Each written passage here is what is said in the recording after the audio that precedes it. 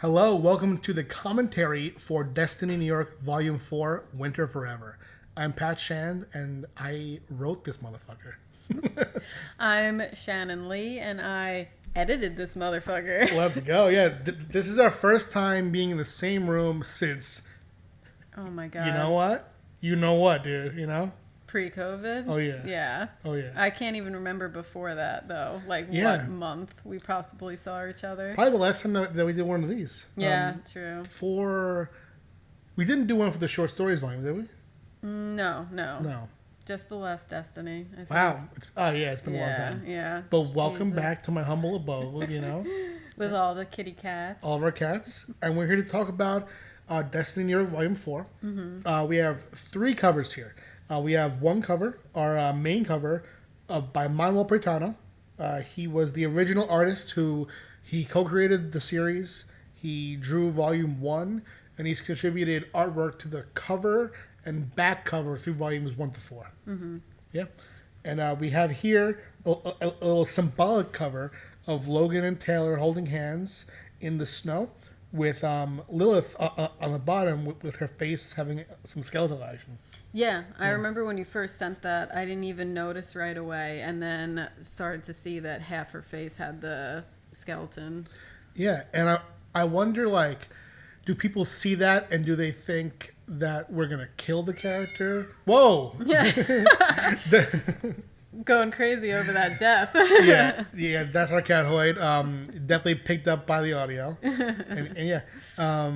But it could just be a death to something, a part of her, a personality, something in the story, anything. So I like that symbolism on there. Yeah, me too. And then this is a very spoilery audio commentary, so we're just gonna come out with it. Speaking of death, on the back we have our Mr. Joe Rollins, you know, who's actually our first. He's our first male character on the back. Oh yeah. We had Volume 1 has Logan.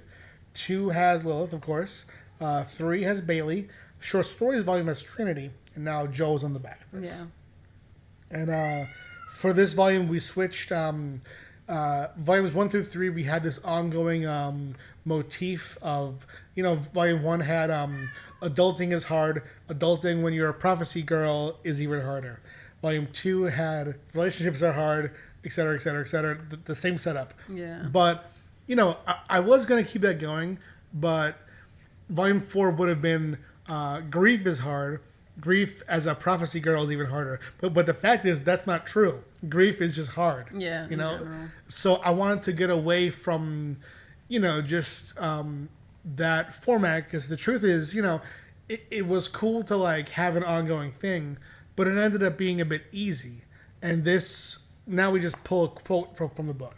Yeah. And have a symbolic quote. Yeah. So this one has there will always be strings, which we really like too. Yeah. Absolutely, yeah. And that's our first cover. Our second cover is by the interior artist Elisa Romboli, who drew Volume 3, Act 1, and now the full Volume 4. Yeah, so that was cool to have a cover by her to match like her interior work inside. Yeah. Absolutely, yeah. And this came out cool. We have a little coffee stain on Logan's shirt. Oh. No, that's just on it. So here we have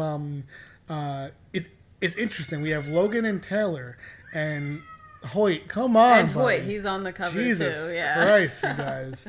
I think I'm a bit too loud here. I might be clipping out. All right, so we have Lilith and Tragnar in the back here. And yeah, it's very interesting to see him on a cover. Our covers have been mostly like indie and romantic, and this is the first time that we've like had like this is our villain cover. Yeah, true. And I like that Lilith is also up in the sky with him, kind of indicating that, I don't know, maybe she's up to some villainous acts herself. Yeah, how would you interpret her role in this book? Like, what would you call her in this book? She's sketchy, she's continually trying to pull off her own plan and kind of mowing over anybody in the way, in my opinion, almost. Like, she she cares about them, but like still she comes first. It's a selfish act happening. Yeah, I wonder like people have seen her as this romantic lead, and I wonder what the reaction is to this depiction, because the truth is we've been building toward this for many volumes. In volume 1, she lies to Logan about why she moved back to New York. We have a conversation with her and Arvid in the end of volume 2, which pretty much spells out what really happened. And what really happened was that Song and Arvid back then were working their way into an uneasy alliance with Tragnar, or at least a ceasefire. And Lilith exposed that by taking pictures of the meeting and sending them to Tragnar, saying that they're being watched. And the truth was that was Song and Arvid working on a move against Tragnar that Lilith then messed up. And that, that also makes Song seem less crazy in volume 1 when she was going after Lilith. Yeah. Because it almost seemed as if Lilith could have been working on the other side, Yeah. She wasn't, but yeah, she's always been sketchy. She just hasn't told the truth, Yeah, exactly. And then on our final cover, we have a Logan and Taylor bubble bath by Linda Cedric. Yeah, this one's very sweet, and I like that we have a moment to see Logan with Taylor, because before that it had always been her with Lilith, and we're just that extra reminder that Logan tried to move on and actually got a different girlfriend and has a different life with her. Yeah, it's also our first cover with dialogue too. Oh yeah, true. Never done that before. I like that. Yeah, it's very unique. It's kind of like an old school vibe, but the art is very modern. And it was fun to do. Yeah. All right, so let's get into the book. We're not going to do page by page. We'll just probably do like scenes, chapters here and there. So this opening scene, it begins with Logan in California, and the goal of this was to get her to New York, get a reason for her to go to New York. We have to go from the last book, and ease their way into that transition. Yeah, and this establishes too that that Logan and Taylor have been together for a while now. It's been volume 3 ended in June, and this is picking up in January of the next year. So we have them discover that Allie, the alligator, who was illegally owned by Taylor's landlord, is dead in probably our most graphic scene ever. Yeah. In their backyard. What did you think when you read that in the script? I felt bad for the little alligator. Yeah. I was like, we're starting off with a dead animal? No. Yeah. No, but it was, just a scene from Taylor's life in California, reminding people that she, is a pet lover and everything like that. It's funny, speaking of dead animals too, I actually cut an ongoing motif that I had, where it was going to be a flashback that Sherry Gilbert had, that would border the book, where she kept going back to this memory about her as a child. She finds this frog on the sidewalk, and that it was, alive but struggling, and she picks it up as a little girl, and she moves it to the grass, and she moves on. Then later on, she comes out, and she sees the frog dead and dried up on the sidewalk. And that was going to be this, bordering metaphor about how Cherry tried to help Joe, but he was on his track.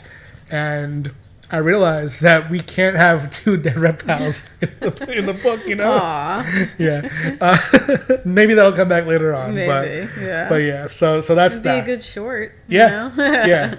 All right, so then we move into our New York story, and we have the storyline with Augustine and Trinity, and the pregnancy. Okay. Yeah. And this was, this was a very interesting storyline to broach, because so much of what we do is ongoing long form arcs, right? We've been telling the story about Joe's prophecy since volume 1. about Taylor and Logan since Volume 3. So with this one, my worry here, and I would love your point of view, is that my worry was that we would... Wow. Hoyt. God, buddy. Also worried. Yeah, he sounds worried. My worry was that we would introduce this storyline, and it cuts off, you know? Something happens to Trinity, and I didn't want it to seem as if we gave Augustine this storyline just for it to be, you know, a build-up to the twist being Trinity getting stabbed. Because it doesn't come up again later on. And we actually added a scene later on with Augustine and Marv that touches on it, you know? But that is an ongoing story. That's going to come back. It's just, it made it sadder and more hurtful, I think, to, you know, it made it sink in a different way for Augustine when Trinity is stabbed. Because not only does he have his friend in a dangerous situation, but he, you know, his hope for what comes, he thinks in his mind is shattered, you know? Yeah, I know. And, well, even when I saw him ask her, it's like for a second you're like, why would he ask her? But then you're like reminded, like, they work together, and just like any of us, those people can become your family. You're seeing them every day. He did break a barrier with Trinity where she's comfortable around him, and he got to know her true sides, and he did trust her and felt like she would be the best option. And then, like you said, to have that ripped away from him, I mean, felt like a loss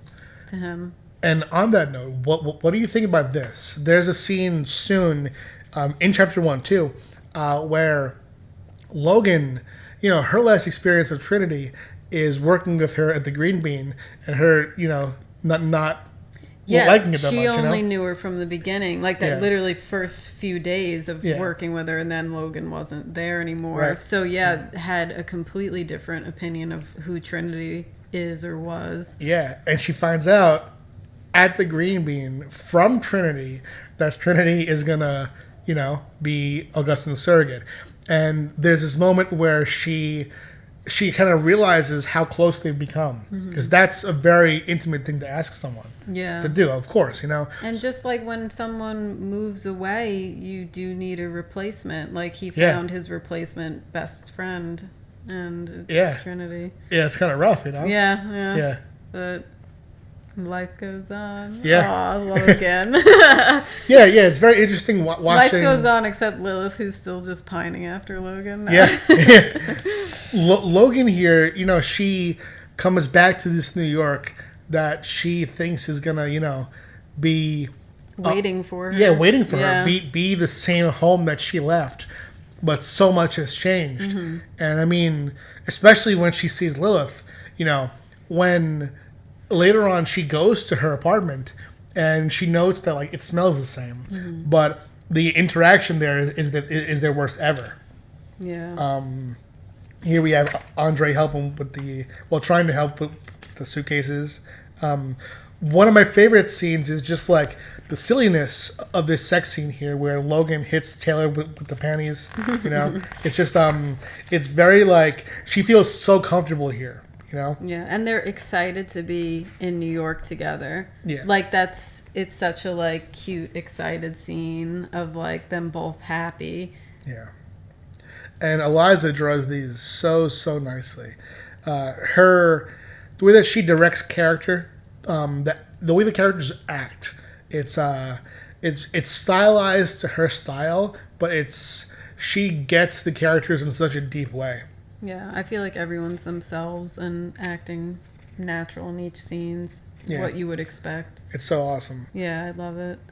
And here we have a decision that, you know, we weren't too sure about, but we cut Mary Beth's hair because we had 3 characters who were blonde with somewhat similar hair, Logan, Trinity, and Mary Beth. And we wanted to do something with Mary Beth where, you know, she had a kind of a breakup in some ways, not with a boyfriend, but with, you know, her friend group. Yeah. So we have her entirely shave her head, hanging out with a dude who looks so much like Joe Rollins. You know? She's seen as a predictable character, like Yeah. the goody two shoes girl and stuff. And I feel like, yeah, like you said, for her to cut all her hair off was seen as, you don't know, like, who I am. I can be a new person and get new friends and everything like that. Yeah, she's very, you know, she's trying to rebel against them in some way, you know. Like, I think back to volume 2, we had that chapter that ends with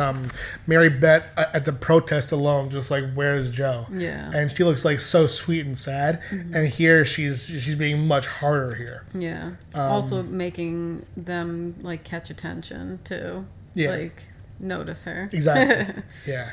And then we have here is a little character arc that I wonder how many people really get into this stuff, because the truth is sometimes when you see a character that's in a uniform and we have a bunch of these MCEA agents, they kind of blend together into like this one whole. But this guy, Steve Graves, is like, has been Tragnar's assassin, you know? Yeah. He was at the airport in volume 3 when Lilith was going to California, asking Tragnar if he wants him to kill her, you know? Okay. And then here we have, he comes back a few times later on, and he has a pretty interesting role. But first, let's get to Tragnar here, okay?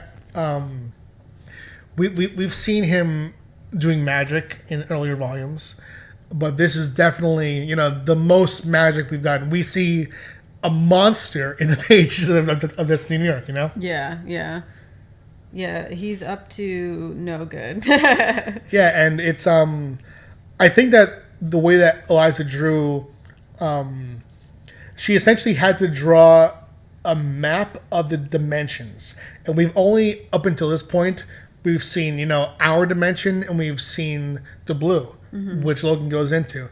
But here we see, I believe that this is the Black Opal realm. Yes, and we see this map where we have 1, 2, 3, 4, 5, 6, 7. We have 8 dimensions overlapping with one darker circle, which is Earth. So this is the most mythology building that we've done. And we see how these dimensions overlap, which is going to come into play later on in the book. You know, we don't get too magical in these pages usually, but I thought it was a pretty cool thing to do. Yeah? No, I loved it. Yeah, I mean, and to remind people that it's not just the blue. It's like, since Logan was able to do that, there's more out there, and that's what Tragnar is trying to accomplish, is to take over each of those dimensions. Yeah, and I wanted to establish that Tragnar's magic isn't the same as Arvid's magic, and to kind of give name to that, because in the past we've only given name to Arvid's powers, that he's a mage. Here we establish that Tragnar is doing something that hasn't been done before, that he refers to himself as a chaos god, because he has he has these sigils of power that are placed in different realms that he then can use the powers of those realms in ours. Yeah. And then we have the first "I love you" from Logan and Taylor. And I'll tell you this. Originally, I had a bunch of "I love yous" at the start, because, you know, I thought, you know, they've been together now, not officially for over a year, but about a year almost, you know? And it felt like at their age, they'd know soon. But the more I thought about it, the more I thought that Logan would be kind of like reserved in that way. Yeah. That she's been...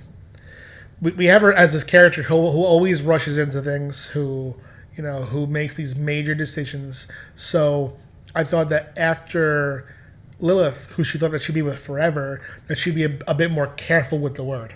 Yeah, and I think Taylor too, because in previous books we had shown even a short where Taylor reveals that she can't read Logan's thoughts or you know, anything like that. So Taylor, although is with Logan and loves Logan, she's also not going to admit that she loves her, because she could be hesitant, not knowing if Logan actually feels the same, and she can't sneak into her head and find out. Yeah, so. That comes to play majorly here. Yeah. The fact that she can't read Logan. Yeah. And it starts, that Taylor short, that one starts where she regrets being able to read all of her girlfriends. Yeah. And she has these experiences where, she sees horrible things. Yeah. And she's happy at first to not read Logan, but then it's like she's been spoiled too by this ability to kind of know how her life is going to go. Right. So this is too in limbo for her almost. Yeah.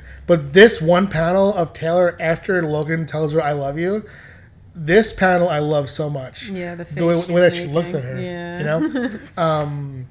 And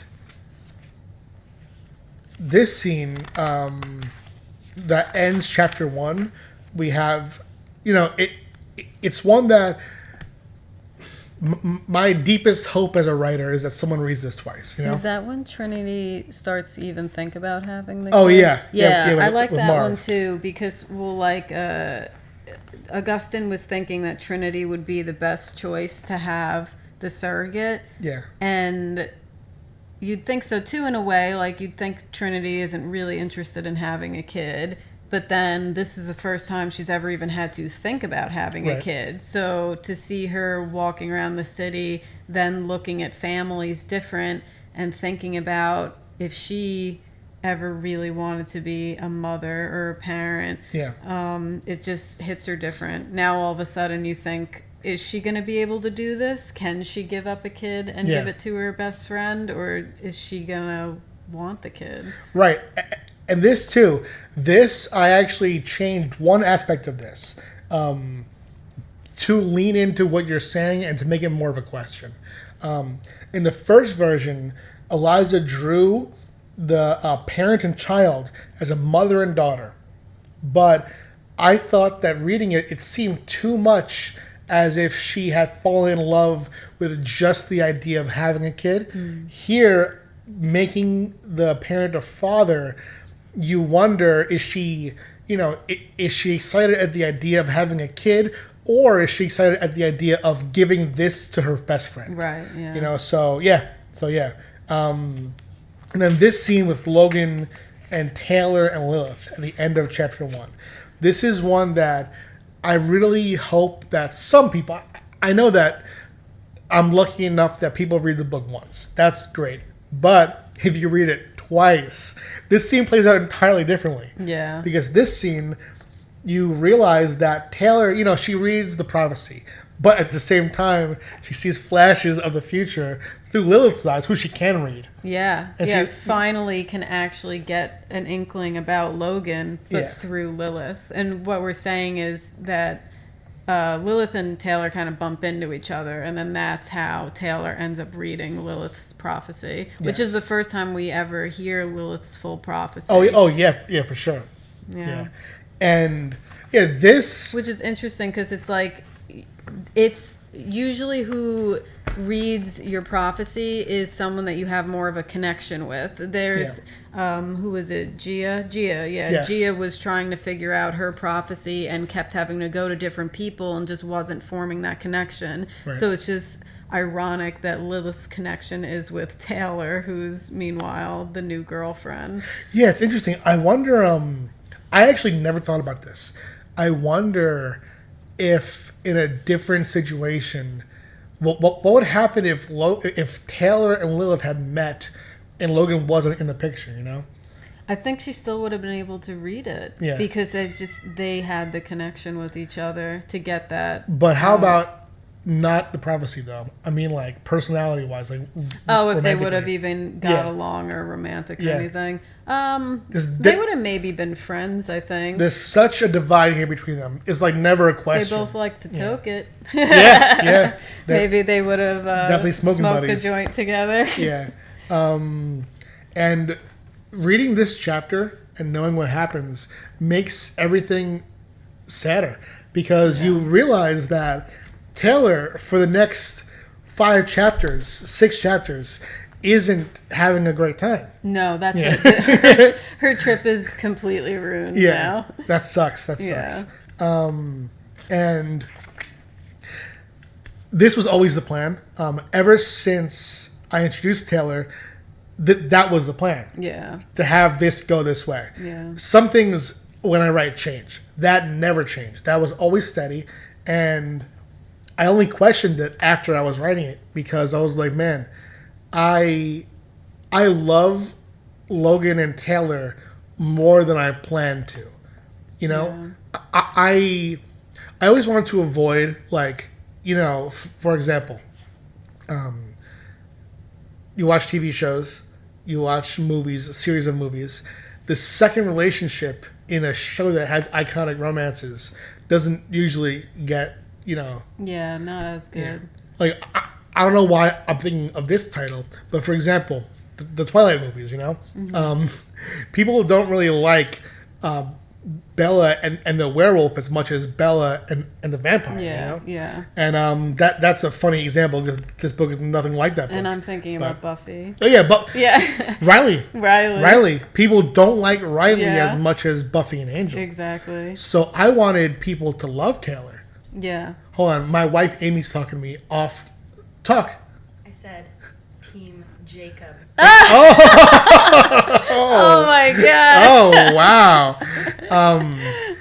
We got a Team Jacob in the house. At least you are on Team Riley though, you know. So well, we did. We liked Taylor so much, Yeah. and I hoped everyone else did, that we made a book about her. Smoke Weed, Yeah. See the Future, Yeah. and everybody had a good reaction to that too. yeah, that was more popular on Kickstarter than this book. Yeah, which is so crazy as Yeah. a spin-off character. Yeah. And then Volume 5 ended up being our most popular yet so far. All right, so then we move, and this was fun to do, in that Volume 3 was split. We had Act 1 told through Lilith's point of view, and Act 2 told through Logan's. Here, we in a way return to that by having... We dial back and see what brought Lilith to that scene. Mm-hmm. You know, we have her at the bagel shop. She has this conversation with Arvid, who we're seeing for the first time in this book here, for his first appearance this time around. And then we lead to Lilith's point of view of that interaction. Yeah. And she doesn't care about the prophecy at all. No, I don't think ever did. No. Because her prophecy was kind of hinted to her when she was a kid, very young, and sometimes you just don't even want to know. You know what's a funny connection? What? Lilith has had her prophecy somewhat told to her by Sears randomly twice. Oh, yeah. The first guy, she just runs into him on the street. Yeah, that one I remember, yeah. So she must have like a very loud subconscious, you know? Oh, true. Yeah. So we have this awkward exchange, and then this page really, I think, nails the dynamic now between Trinity and Lilith. You see this interaction between them where, you know, Lilith has definitely taken the alpha role over Trinity. You know, it's not an equal friendship here, as evidenced by her asking her to remake the drink, you know? Yeah. She also shows some manipulation in these scenes of asking Trinity to do stuff, even though Trinity has made clear that she doesn't really want to be a gangster anymore. Yeah. Yeah, she just wants to be an ass barista, you know? Yeah. I mean, or just a barista. Yeah. All right, so what'd you say, Amy? Are you in this podcast or no? Okay. I said you. Okay. Ass barista. Now let's see. Flipping through, we have our one appearance of Professor Flores in this book. You know, he's had his time to shine. He'll be back for some more, but not every character gets to shine in every volume. You know. Yeah. Does Miss Davis or Davids? Why did I just forget? How actual dare you? I know. What do you think? Forgot a character's name. Davis. Okay, she is fired almost here, put on leave, I think. Yeah, she's put on leave, and she immediately accepts it because she sees something here that we come back to later on. She sees Hassan messing around with this coin. Yeah. And it gives her a little flashback, which we don't see here, but it reminds her of their meeting in Volume 2, where he came into her office, and that was where he put that mystical device on her computer and docks the prophecies. Yeah. And she finally connects him to that here and begins to think that he is Tragnar. Yeah, he's the mastermind of everything. And that becomes a major... Because, I mean, she never even guessed that it could be Turner. You know, she sees him as this, like, detached politician. Yeah. So, yeah. And then we have this scene with Hassan and Tragnar. And we start to see a bit of Tragnar's humanity here as he begins to... You know, he begins to not worry, but he's realizing that as he advances on this quest, he's getting further away from humanity. This is cute. Oh, the shopping here? Yeah, Taylor's wearing a big puffy coat. Yes, Cute. here we have Taylor finally adjusting to New York. You know? Being colder. Yeah, that actually comes from my experiences with Amy when we first moved back here. Oh my god, I actually remember. Amy was wearing like a million layers every day. yeah. We went to when we first moved here. We went to TJ Maxx, and Amy just bought everything and wore it all at once. You know, because it was denied for a credit card. because it was so cold. Just putting it out there, you know. Yeah. So weird that you applied though, you know. So all right. Then we have this kind of tender moment between Miss Davids and Joe. You know, every time that we've seen them before, well, not every time. Most of the time, we've seen Davids as this, like, you know, this more withdrawn figure. She is more of like a strict overseer. She doesn't... Even when she makes personal connections with students, she keeps a distance, you know. The closest that we've seen her get is with Gia. Yeah. In the Gia short, when she takes Gia to... I just said Gia like 20 times. In the Gia short, when she takes Gia to the Gia, you know. She takes her to that facility in Volume 1. But here we see her, you know, we see her take on a more of a protector role with Joe here. Well, she always is trying to help out and continually backfires. Yeah. Because she's not in the loop. And, like, she thinks she's overseeing everything that happens and knows what's going on, but she's not a part of their personal group or outside of school or anything like that. So she misses key important pieces and gets things just wrong. She got Gia's prophecy wrong, and she gets things wrong with Joe this time too. That's very true. Yeah. Do you think? I mean, it's hard. You know, I think that she approached this differently too because of how it went wrong with Gia. Yeah, she didn't say all her thoughts. She kept them to herself, and then like thought she could handle it on her own. With Gia, she was like, Gia, we have to handle this situation, you have to kill this person, everything, and said too much, where then she seemed like she really fucked up. Yeah. In this, she fucks up, but no one else knows, because it was just her own plan. Yeah. How do you think, how could she handle it better, you know? It's, I don't think she could have, because she just wouldn't have known. She's running away thinking Hassan is Tragnar. You know, like, she just wouldn't have known all the details. I mean, the only thing would have been to talk to the kids more, but like you said, I mean, she shouldn't really do that because of what happened first and because it breaches a line between teacher and students. Yeah, it's such a strange role for a person to take on because... You know, she's headmaster of a school, and it just so happens that a few of the students have these, you know, these life-changing prophecies, and it just so happens that 3 of them are in this group. But also, there are students that's much more common. They have a very mundane prophecy. Right. There's a kid later on. No, actually, it was before this.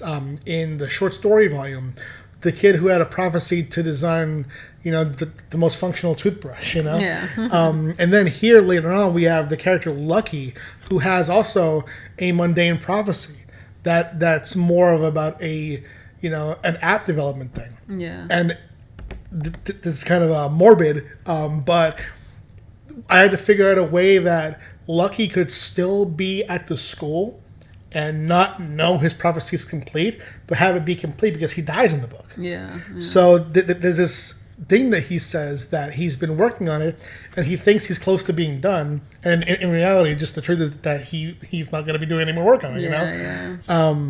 So we move on to, I'll hint a bit at upcoming storylines here. We have Joe and Gia training here, and we see them using these staffs. Well, stop it, buddy. These staffs are usually used, to kill people, but they're essentially a way to yield magical force for someone who can't do it on their own. Mm-hmm. Like Arvid can use his hands because he's had a breakthrough. He doesn't need a tool anymore. There's no in between the magic and him. He can just yield it because he's a mage. Mm-hmm.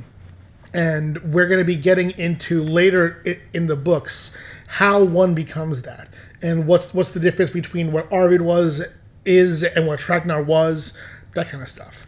And then here is just stuff with Logan and Taylor in chapter 2, where I hope people will, Neil, buddy, come on, you're annoying me. I wish you could see him right now. He's on his back kicking me. Aww. He's just in the wires. So weird. It's stuff with Logan and Taylor that's written to be read one way when you don't know that Taylor's had this vision where she sees Logan in the future not with her. Yeah, she doesn't tell Logan. She just says, I'm good, I'm fine, after her vision. But, yeah, she saw her with Lilith. Yeah, I think that this is the first book that we've written that... Oh, my God, he can't be doing this. Neil, you got to go, buddy.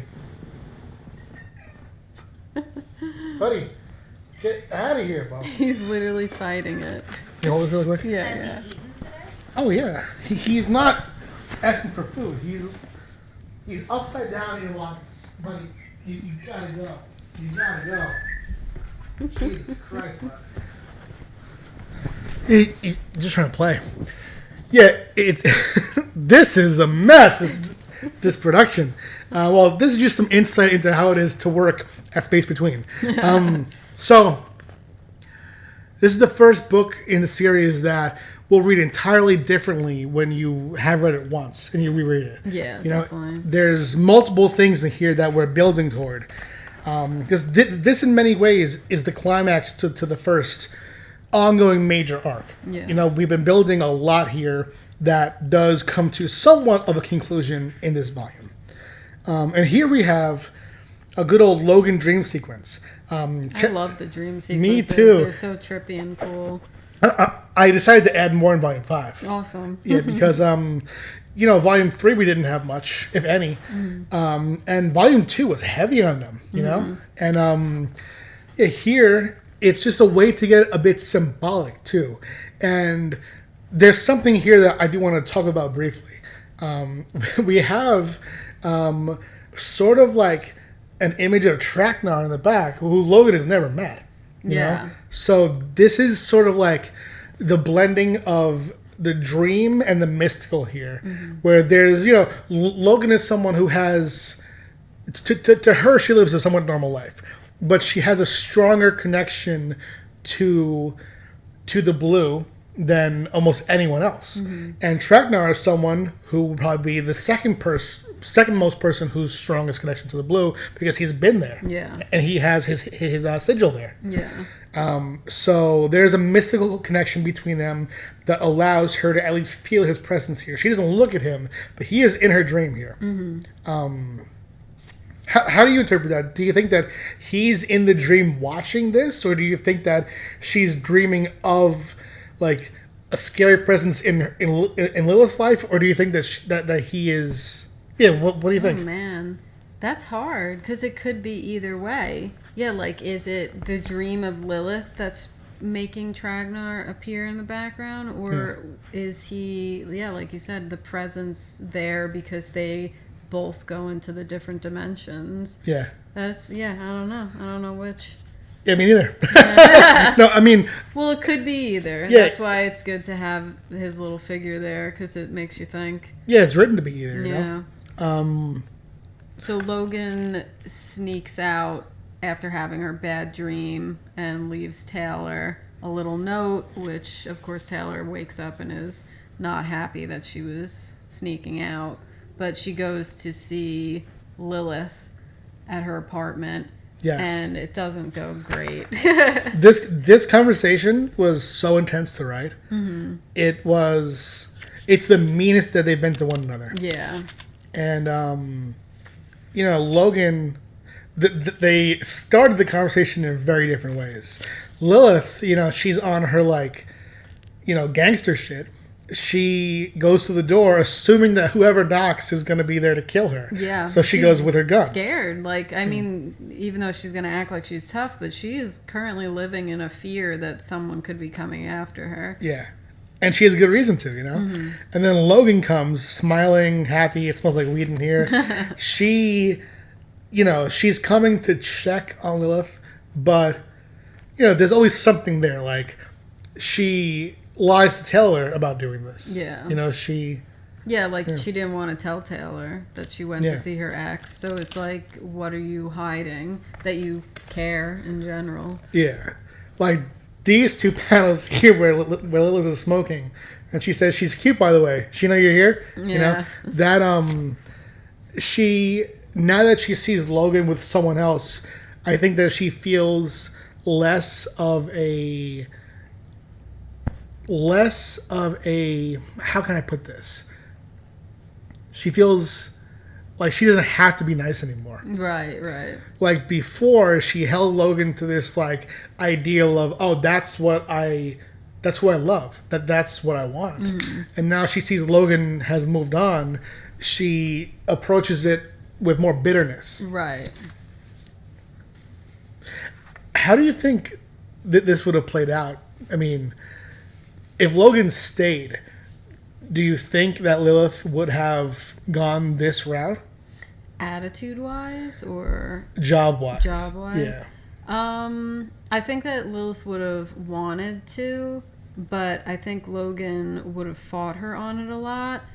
But who knows? It might have still happened because Lilith is a very like stubborn, driven person where like you can't ignore the situation of Song being lifeless but back, you know, out of the blue. Like either way, Lilith would have had to problem solve what to do, and maybe she wouldn't have went as revengeful. But yeah, it's hard to say. Yeah, because there's something that I think about a lot. Do you remember in Volume 2 when Lilith and Logan go to the MMA battle? Yeah. Battle, you know? Like it's knights jousting, you know?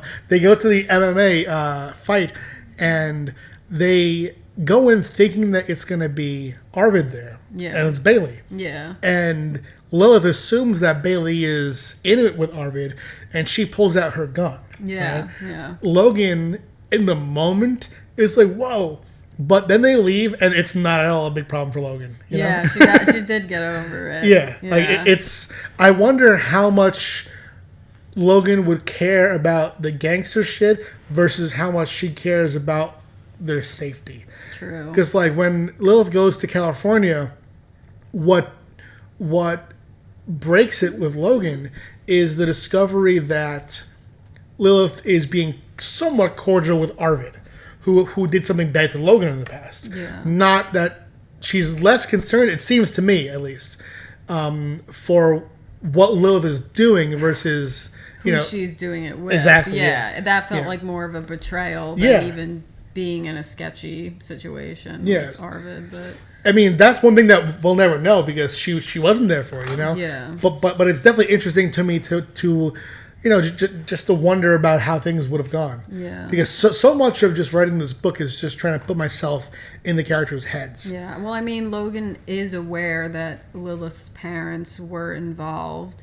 in mystical magic trade and all that type of stuff. So it's like, well, like with anybody, when you already know something about someone, you have to accept it. It's not a surprise anymore because you know that they had a past in this or that. Yes, it's not a surprise anymore. And Logan, and this to me is not an indictment of her character. It's just, it's an interesting aspect about her. Logan has not had a job since the end of Volume 2. Yeah. She was able to save money because Lilith paid for everything because she was very rich. Yeah. And Logan knows why she was rich. Yeah. Yeah. So it's interesting just to wonder, and it's written purposefully to make people wonder where Logan's moral compass is when she thinks about Lilith, because there's stuff that Lilith keeps from her, and kept from her, but she also doesn't ask about everything, No, yeah, she does let her keep certain things secret and understands that it's like unspoken. Oh yeah, that's what Neil's doing on the floor over there. So, all right, we'll briefly cover this scene with Davidson and Shannon Lee, and then we'll kind of power through a little bit.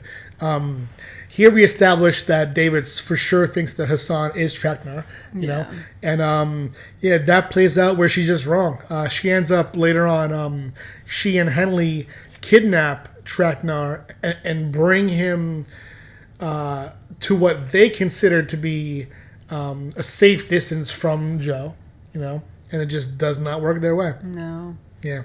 In the next scene, we start to show how Lilith has a connection to Song, even though Song is still comatose. Yes. They're actually sharing dreams with each other, and it's been giving Lilith headaches and migraines and stuff, having these visions and connections. And you know what? I actually almost cut this plot line because there was so much to do in this book, but I needed it, Yeah. I also needed Lilith to have this, it's hinted at in the book, but she blames some of her current behavior on her connection to Song. She later on speaks about this and says that she thinks that Song's influencing her, and she's told no. Song has a hold on her. In a Yeah, way. that's what she thinks. Yeah.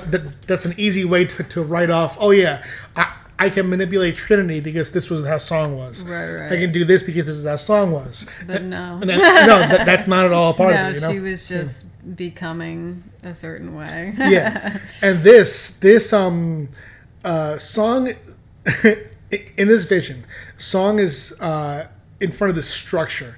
That's a circle that's building, and it's surrounded by cycle of the moon. And this is a thing that's going to come back and be major in Volume 5. Yeah. And Song is going to sort of explain to Lilith in some way why she sees that in Volume 5. Hey, it's kind of cool that Lilith's tattoo on the back of her neck has the circle, the full circle. Oh, yeah. That's sick. Yeah, it matches the moon. Yeah. And then we have Tragnar just decides to pay Lilith a visit, and here is, to me, the most major part where you realize that it's not just like Lilith being tossed into this situation. It's when Tragnar is talking to her about when he declined her peace offering. He asks her, we had this meeting and you were saying that you want peace. And then as soon as I declined, I got a phone call that your mansion was on fire. Yeah. How did you do that in seconds? You couldn't have. You did that because that wasn't a real offer. Yeah, it was a fake offer. And he calls her out on that. Yeah, she played him. Yeah. And I love this scene too because Lilith gets one of her headaches feeling Song, and Tragnar notices and immediately understands, as somebody who has been in different dimensions and messed around with magic, that you could feel it. And he looks at her and he goes, hi Song. Yeah. Like Yeah. he knows Song is in her or seeing through her or connected in some way. I love that part. Yeah, it's very he's messing with her, but this doesn't feel to me, and I didn't write it like a villain walking to the hero. Like from his point of view, he sees them as two competitors. You know, he sees Lilith as a rival, not like he's like some evil villain. You know. Yeah, yeah. All right, so then we begin to build on Anthony and Trinity as a couple, which they had their connection started in volume 3 with Anthony's mom's funeral. Yeah, it seems like a weird relationship, but Trinity did connect with him at that funeral, and it just started to bring them closer together. Yeah, it's crazy to think that they met with Trinity bashing in a car's window that he was in. Yeah, right. And then she clocks him in the head with her gun later on in the same volume. Yeah. And then in volume 3, she'll be picking a Cheeto off of his ass cheek. Yeah. Volume 5. Volume 5, yeah. But he also is another person concerned about her then. He's concerned about her being safe and doesn't want her messing around with Lilith. And when Trinity ultimately ends up getting stabbed and injured, people like Augustine and Anthony are by her side. Yes. And this is very subtle here, but I just love this visual bit where Trinity picks up this magical potion that's needed, and we don't know what it is yet. She picks it up from this dealer, and he tells her, be careful with this. If you drop it, that's your ass, and God help anyone around you. And then in the next panel, you see her tossing it around. Yeah. All right, so we have this next scene. Here is something that I almost had this redrawn, but I wasn't sure because there was just so much dialogue, and I condensed a lot. So I always write dialogue first, and then I'll kind of like shape it around the pages.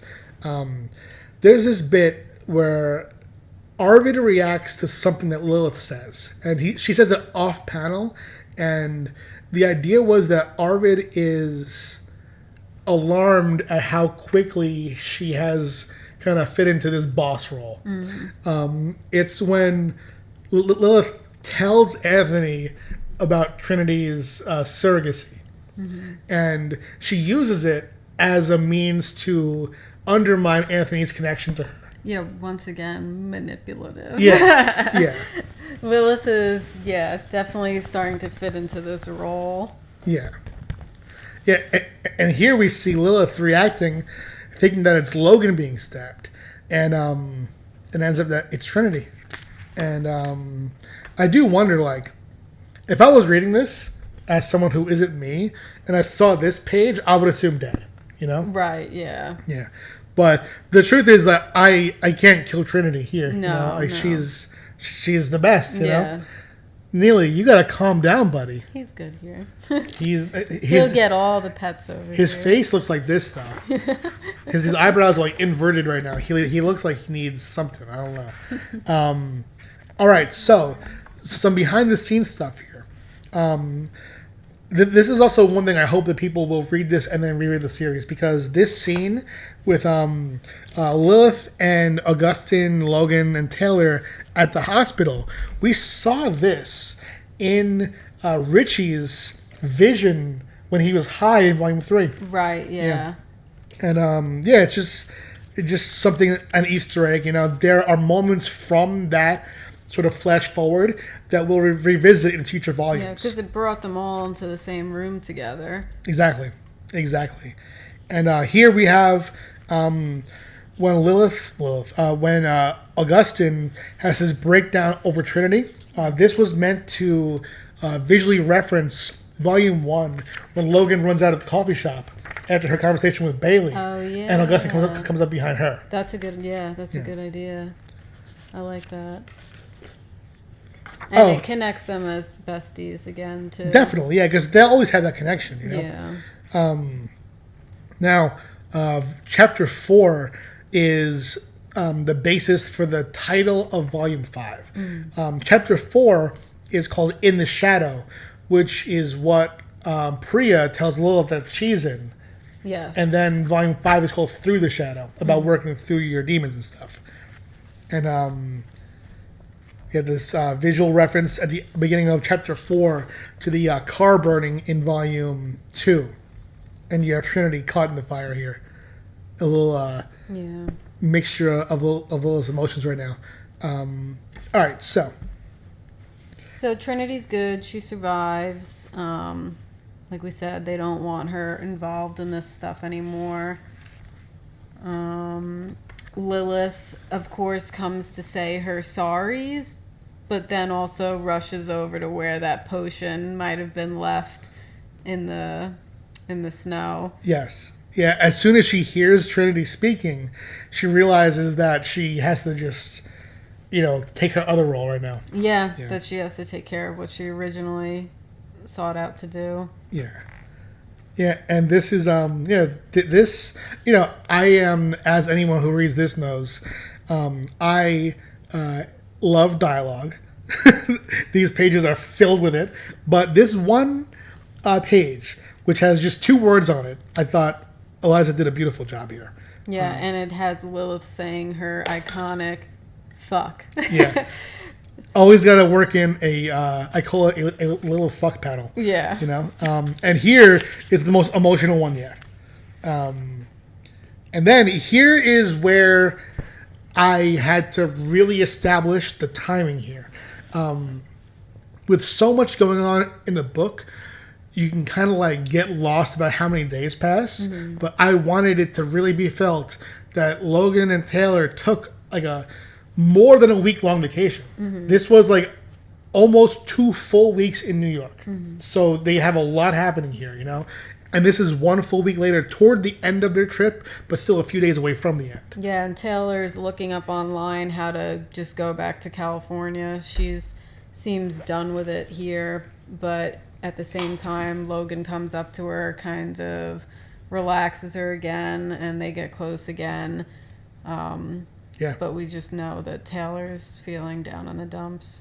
Yeah, it's true. And also, you'll see later on, there's this short story about Taylor called Choose Your Own. You'll see the many places that Taylor felt that she almost told Logan the truth about what she'd seen. Yeah. Yeah, and here could have been one. This week of awkwardness between them. Logan interprets this as Taylor is angry that Logan has visited Lilith. But Taylor is holding this much worse truth. It's way more than that. And we really lean into showing Logan using her connection to the blue for romantic purposes in this volume, so that later on when she uses it offensively against Tragnar and the MCA, it makes more sense. We know that when she has strong emotions that she can tap into the blue. Yeah, she's more at peace with her connection now. Yeah. And here to me, this page is one of the saddest in the whole book. I remember seeing this and seeing Joe as a kid here, and then seeing him as an adult, almost an adult. He's still a kid, but he's almost 18 here. He's 17 years old. Seeing him here made me think back and wow, we have been with these characters for a long time.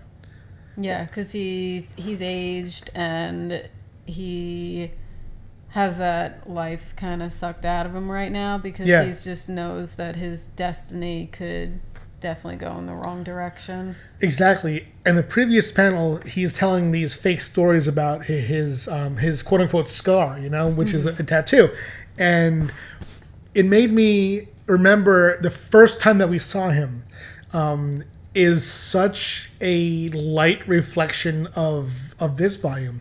The first time he ever speaks in the series, he tells a fake story about actually encountering Tragnar. Yeah. And he's cocky. Yeah. He was always a cocky guy, and now he's actually... And now it's gone. Yeah. Yeah. That humor about it, that braggadociousness is gone. And we'll see soon that he has this letter from Tragnar that he hasn't read, and it feels real to him all of a sudden, and real to Cherry. Real to Cherry, Yeah. and also real to Mary Beth, who shows up here wanting to help. I mean, yeah, she wants to help, but she's also, we know from reading the whole book, of course. Hopefully, everyone listening has read the entire book so far. Mary Beth here offers to help, but really, earlier in the book, she was eavesdropping on them as they spoke to Lilith, and what she wants to do is get all this information and then go to the authorities and help Joe that way. Mary Beth is like a Miss Davids in this situation where she is trying to help from the outside without all the information. She doesn't even realize that the authorities are tied up with Tragnar as well. Yeah. Oh, 100%. And you see there's multiple people attempting to help Joe from different angles. You have Lilith, who is helping him, but also using him as a weapon. Yeah. You have, Mary Beth, who is thinking that she can just go to the MCA and expose everyone. And then you have Miss Davids, who thinks that it's someone who it isn't. Yeah. And then soon we'll see Anthony and Gia meet to help, thinking we got to get Logan because she's the only one who we know who can, have some mystical power. Yeah. All right, and then we have this illuminating conversation between Priya and Lilith, where Priya, when she appeared in Volume 3, she had this role of just like, Lilith paid her to help.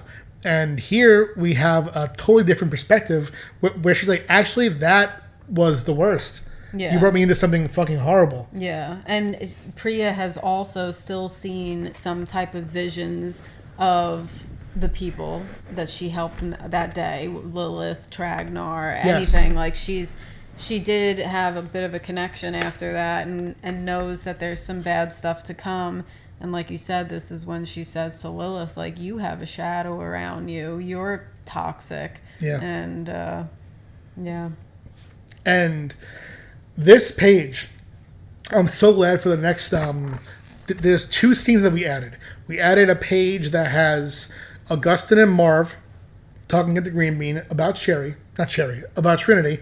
And we have, we added a scene before Cherry, Joe, and Mary Beth and Meadow and Gia arrive at Lilith's compound, where Arvid has been doing research, and he confirms to Lilith what he thinks that Priya was talking about what Tragnar did. Yeah, he's giving off some major Giles vibes in this scene. Yes.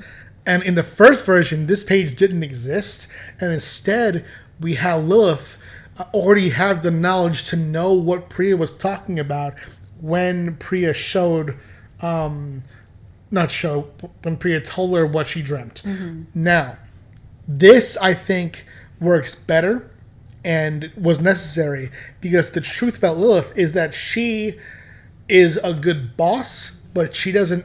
And by saying good boss, she's not a nice boss, but she is good at what she does. Yeah, she'll take charge. Yes. Person. But she isn't mystically knowledgeable. No. She has Arvid for that. So that's why we needed this scene, to really show what Arvid does.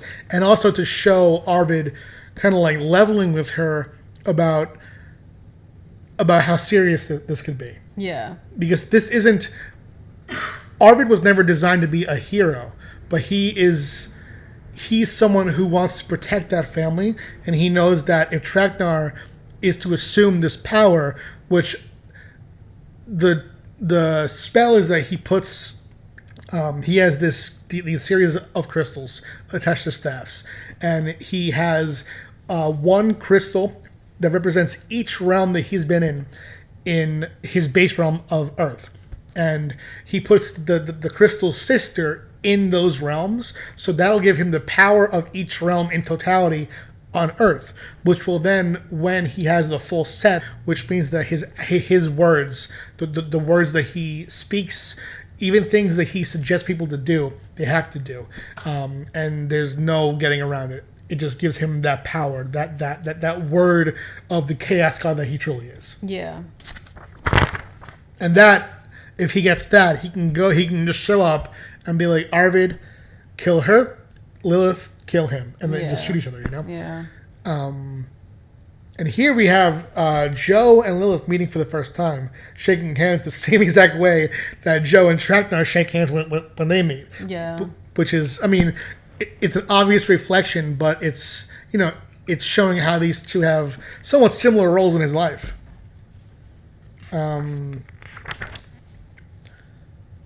Let's see what stands out here. We have Meadow having her first spell of sickness since we've seen her. Yeah. Meadow starts to feel lightheaded, falls to the ground. They're worried about her, but she's also stubborn and says she's fine. But yeah, we will have decline of Meadow. Yeah. I mean, that prophecy is written in stone. That is the direction that we're going, and it's, you know, it's very sad, but there's a major plan here that I'm excited for readers to see. As sad as it is, it's going to be, when we get to that story, it's going to be a beautiful story. Yeah, and here is when Meadow's kind of acting like it doesn't matter, and Joe, who's the one that actually doesn't make it, is looking at her saying, you do matter, and we all matter. And it's so sad to see him say that, knowing that his destiny is about to end, and here he is smiling, telling her like she's going to be okay in a way. Yeah.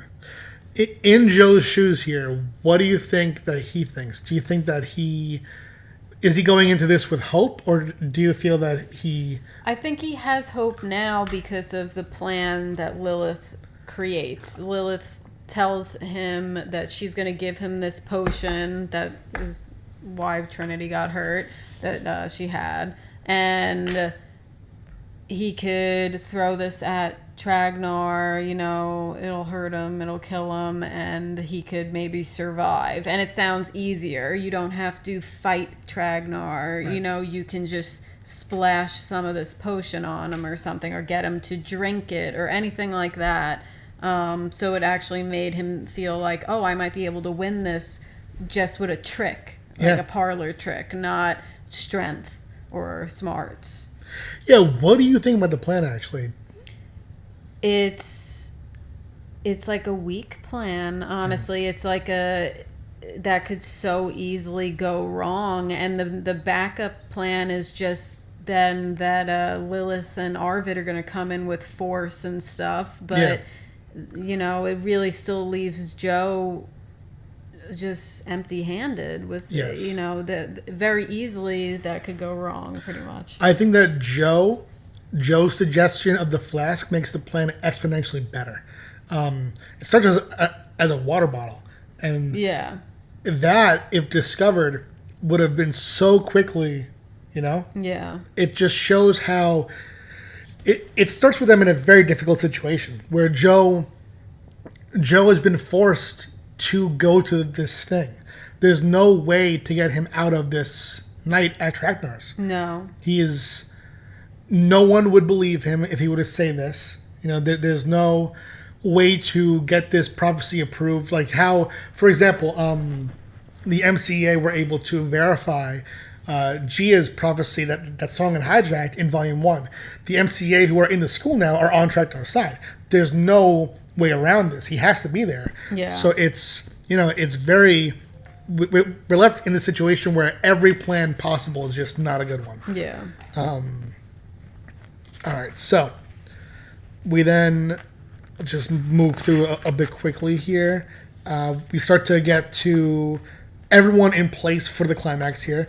We have my favorite panel that has ever appeared in Destiny New York. Yeah, I love this one. Which, you know, I say this too. I'm not a big fan usually of like on the nose iconography. Like I remember Amy and I were watching Sons of Anarchy, and there'd be the scenes where like Jax would like have his back to us, and there'd be like an American flag in front of him, and it would be so like pushing an iconic image that I'm like, it's so iconic that it's less, you know.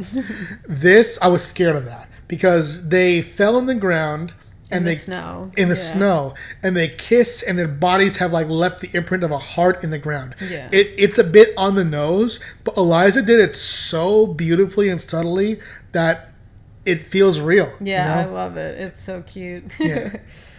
And here, I'm very curious about your point of view of this because Tragnar is someone who we've seen, we've seen him callously kill.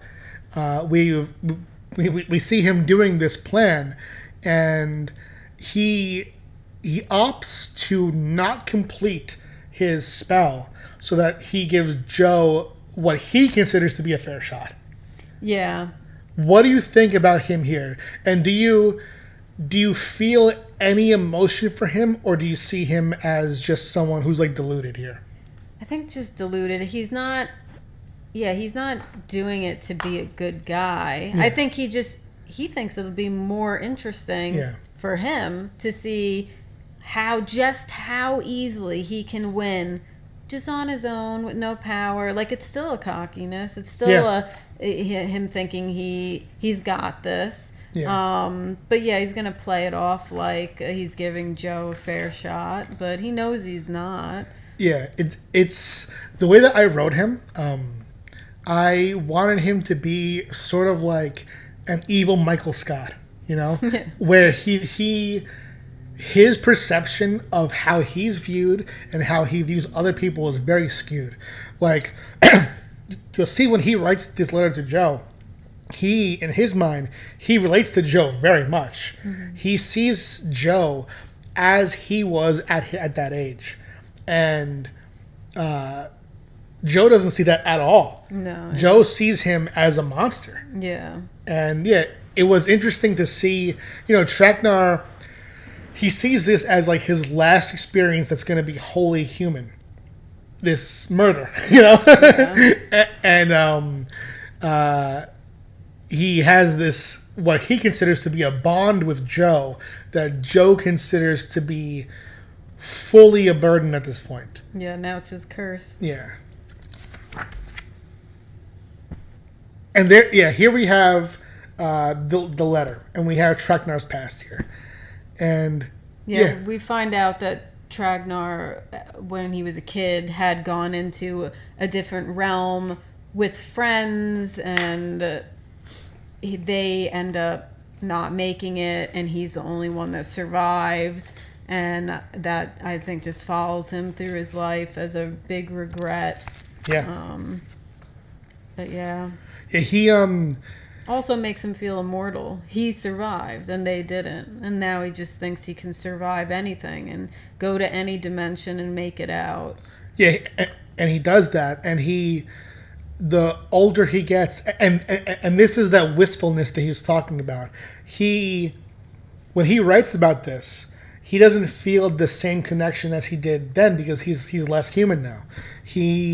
He's wistful for caring about what he's writing about. Yeah. He's more removed from this than he wants himself to believe. And Joe doesn't give a fuck at all about this letter, No, he doesn't. He doesn't read it. He doesn't care. Yeah. He doesn't want to know. And he has some of his last moments with Cherry. Yeah. Kind of saying goodbye to each other a little bit. Here, Joe gets his flask discovered, and the guard sees it as just a flask, And so he gets inside with the potion. Yeah, he gets inside. He shakes Tragnar's hand. Oh, make sure it's recording. Yeah, and then here, this scene. I love this scene of Joe's quiet goodbye here. He just looks at her and goes because he knows that he wants this to not happen around them. He wants it to be in an area where he can safely carry out his plan, which he starts his plan as, I'm going to ambush him. He walks in, I splash him. But he realizes, and we don't really spell it out, we show a flashback to Joe asking Cherry how she would do this. And the truth is that if you have this potent potion and someone walks in and you splash them, if you're acting so quickly, you have to make sure that it's the right guy first. Yeah. Because if someone else walks in, you killed someone. Yeah, Yeah. So he knows that he has that moment, and that moment gives Tragnar the upper hand.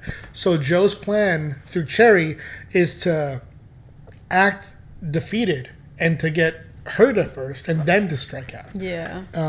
But mostly first he wants Tragnar away from them. And this was, this is a story that I have in my head for a long time. But moments surprised me. Cherry doing this and calling out Tragnar's name and exposing him, that I didn't plan at all. That was, as I was writing. Well, she didn't plan it either. Right. No, she didn't think about it at all. It just shows that, like you said, in the moment, her emotions got a hold of her, and she did start to think she needed to act out to protect Joe. Yeah. Yeah, and she, she had nothing, but she still did it, She had nothing to do with it. And sadly, the weapon that she used ends up being what Tragnar uses it against Joe, too. Yeah. All right, so. Yeah, so in between that stuff, we have Gia and, Anthony and Augustin, excuse me. Yes. They're looking for Logan because, like we mentioned earlier, they know Logan has some power to her that could maybe come in handy in this situation. Gia, on the other hand, is with Lilith and Arvid, and they're outside of Tragnar's place, waiting to attack. But yeah. Because Lilith has the staff that was, that was seen used to kill people. So that's a powerful staff. And Gia has the wand that she was using at school. But, it's with them, they stand no chance here. Yeah. The most powerful among them is Arvid. But Arvid is more of a match. He's more than a match for Hassan. He's stronger than Hassan. But he's not stronger than Hassan in the entire MCA. He's not a match for Tragnar, No, if anything, I feel like they think they're going to run in and create enough of a distraction or divergence so that Joe could still pull it off. But Joe's still only running on one thing, and that's splashing potion. It's still just not a strong enough strategy. And this final shot of Joe scared as Tragnar is coming to the door is so cool to me. Yeah. Eliza did such a beautiful job here. Yeah, it's creepy. Oh, and just one thing about Taylor and Logan here. This night at the hotel, that was done for the characters. I wanted to give them that one nice night, Yeah. We have our first double-page spread chapter break because this is going to be a major chapter. And it is. We start with Miss Davis finding out that Hassan is not Tragnar. He thinks that's hilarious. And then my favorite Arvid scene ever. That is a cool Arvid scene. When he kills Steve Graves here, who is choking Meadow out. And the MCA here totally embraces that they're not really, on the up and up. And this isn't, I should say this, these are Martyrs of Chaos who got jobs at the MCA, not the opposite. The MCA in total isn't Martyrs of Chaos.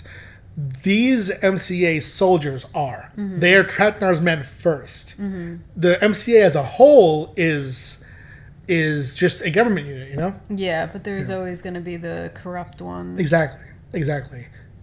And we have Steve Graves here saying, you know what, fuck these kids. He starts to choke Meadow out. And then Arvid comes behind him and uses his mage powers to snap his neck. And Arvid, this shows Arvid's powers are grounded. We've seen him in, I think that this is the third time we've seen him use his powers like this. In Volume 1, he shoots Lilith's phone with his powers. Not Lilith's phone, the bartender's phone. Yeah. In Volume 2, he gets into a shootout where Lilith has a gun and he's shooting little blasts at her. And he's not trying to kill her, though, so that isn't the full extent of his power. Here we see his first actual power. He drives his car through the mansion. He uses a spell to make it explode while keeping him safe. And then he snaps Graves' neck with his fingers. Here. The snap of the finger. Yeah. Yep. Boom, snapped. Then here we have, this scene was so cool to write and even cooler to see. It's just chaos here. You have the kids running here. You have Lucky going where he definitely should not be going. And you have the smoking car in the actual house right now. Yeah, and then Logan finally arrives on scene.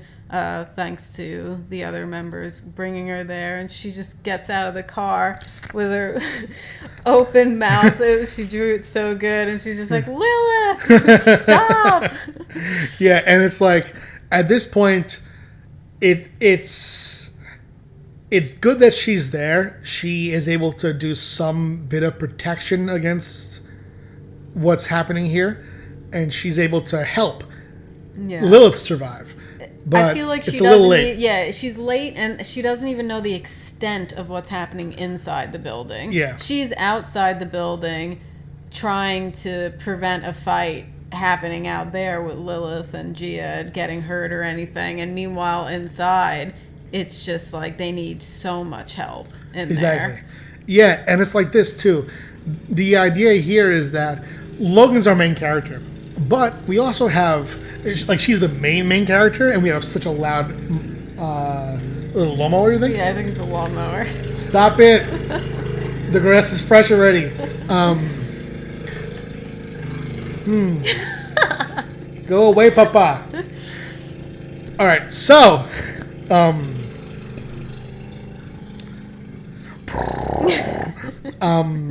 Logan is our main character. However, Lilith, Taylor, Trinity, all very prominent characters. Yeah. In fact, Lilith was the main character of Act 1 in Volume 3, which this book largely continues. So, Logan's arc here is being a main character who realizes that life has gone on without her. Mm-hmm. And she is brought into, like, the main action of this volume isn't part of Logan's life. So when she's brought in, she's very kind of like lost here. And she tries to help. And Lilith has this neutralizing staff, but so does everyone else, you know? You see the MCA firing at her, and Logan tapping into her powers for this awesome double page splash page to just like to take them off the ground and just use her blue powers to take over the snow here, which we've seen for the first time here. And then we have Joe versus Tragnar, which plays out as a full scene. We break away from the Logan action totally and finish the Tragnar scene. His plan is to kill Lucky and kill Joe and have it blamed on them for having a duel. Oh, yeah. Yeah, Lucky came into the room at the wrong time. But then, that's like a great plan to Tragnar to think, they'll just think that these two kids killed each other or whatever. Yeah, I mean, it's a much better plan than Joe's. Yeah, exactly.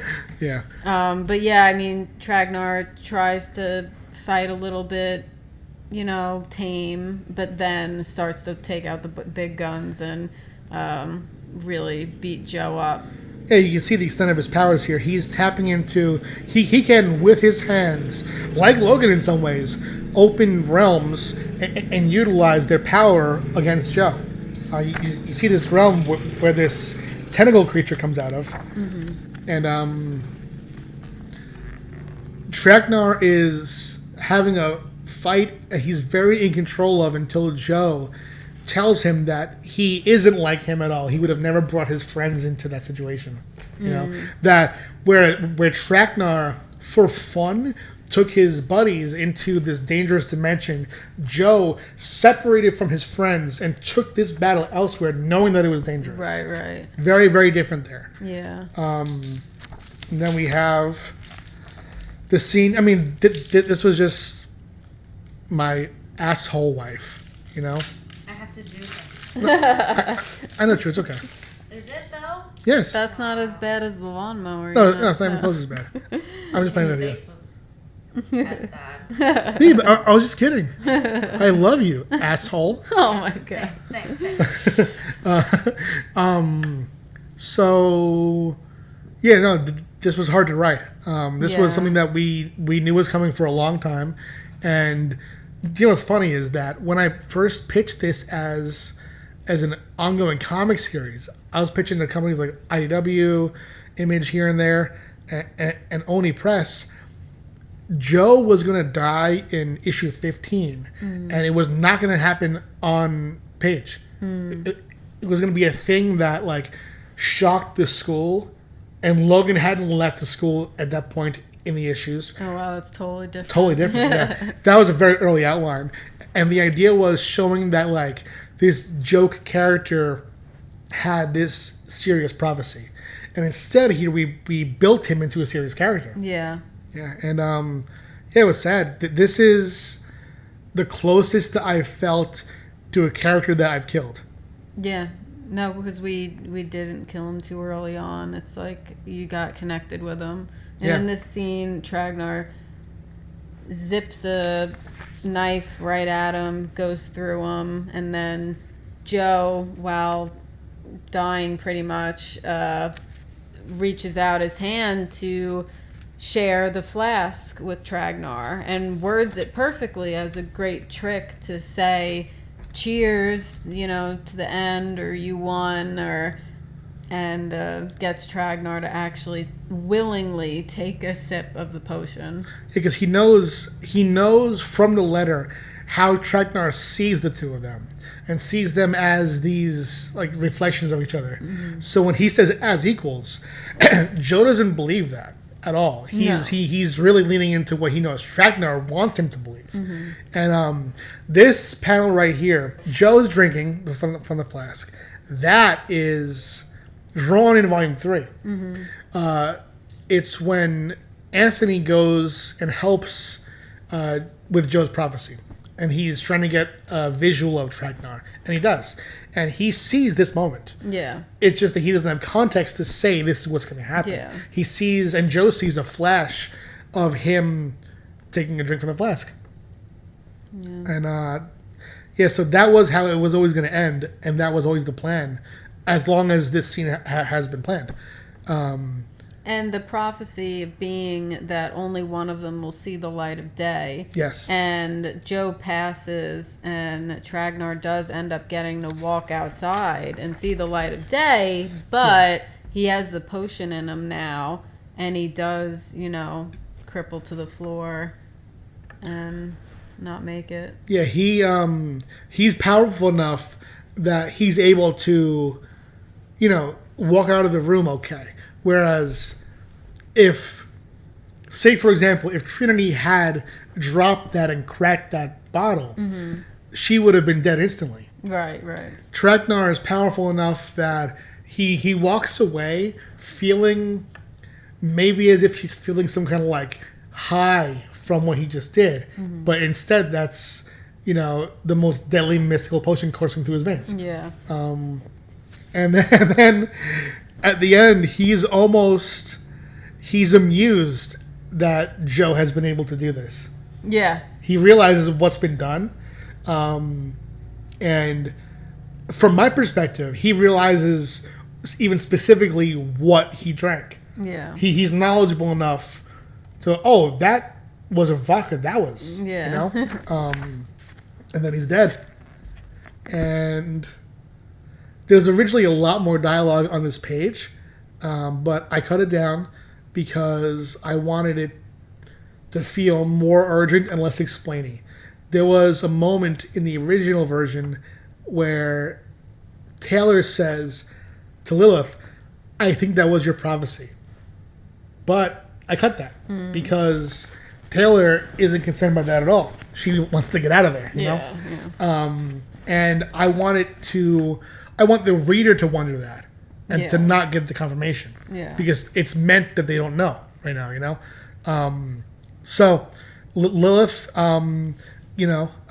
thinks that she's doing something nice for Logan by saying get out of here when Logan shouldn't have been there to begin with, And then I think this is the most sad scene. I know you said before, but this scene sucks.